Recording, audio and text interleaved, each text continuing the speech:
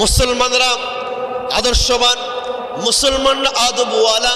এই মুসলমানরা আদব নিয়েছে, মুসলমানরা আদর্শ গ্রহণ করেছে আল্লাহ রাসূল থেকে। মুসলমানরা আদর্শ গ্রহণ করেছে কার থেকে? আল্লাহ রাসূল থেকে।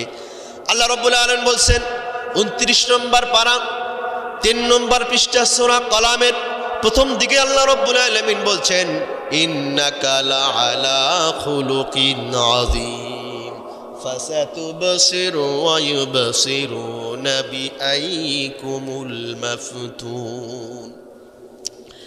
আল্লাহ রাব্বুল আলামিন তার নবীকে সার্টিফিকেট দিয়েছেন, নিশ্চয় অবশ্যই নবী হে, আপনি উত্তম আদর্শের উপর রয়েছেন, আপনি উত্তম আদর্শের উপর আদিষ্ট রয়েছেন। সুবহানাল্লাহ।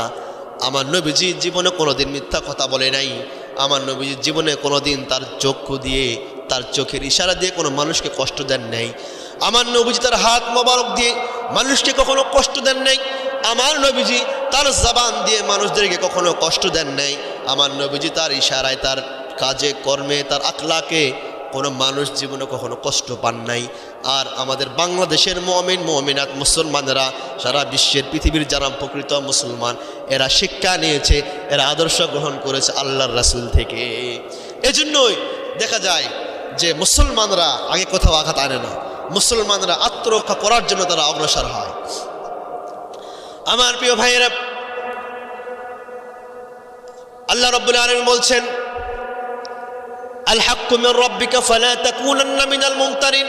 হক হচ্ছে ওটাই, সত্য হচ্ছে ওটাই যেটা আল্লাহ রাব্বুল আলামিন যে বিধান জারি করেছেন, আল্লাহ রাব্বুল আলামিন যে বিধান জারি করেছেন এটাই হলো সত্য। আমার প্রিয় ভাইয়েরা, মুসলমানদের কিবলা প্রথমে কোথায় ছিল? বাইতুল মুকাদ্দাসে মুসলমানদের কিবলা ছিল। মুসলমানরা বাইতুল মুকাদ্দাসের দিকে ফিরে তারা ইবাদত করতেন, নামাজ কালাম আদায় করতেন, জিকির আজকার করতেন, মুরাকাবা মুশাহাদা আদায় করতেন। ইহুদি বিধর্মী তারাও বাইতুল মুকাদ্দাসের দিকে তারাও ফিরে ইবাদত বন্দী করতেন, নামাজ তাদের উপাসনা করতেন, সিজদা দিতেন, উপাসনা করতেন, আমল করতেন।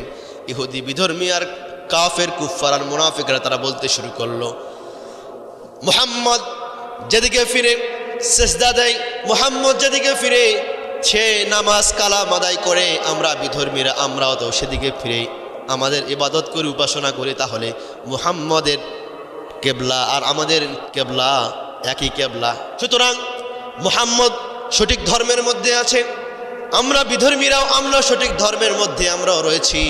এই বিধর্মীরা এভাবে তারা সমালোচনা করতে শুরু করে দিল। আমার প্রিয় ভাইয়েরা, আল্লাহ রাসূল সাল্লাল্লাহু আলাইহি ওয়াসাল্লামের মাতৃভূমি হচ্ছে মক্কাতুল মুকাররমা। আল্লাহ রাসূল সাল্লাল্লাহু আলাইহি ওয়াসাল্লাম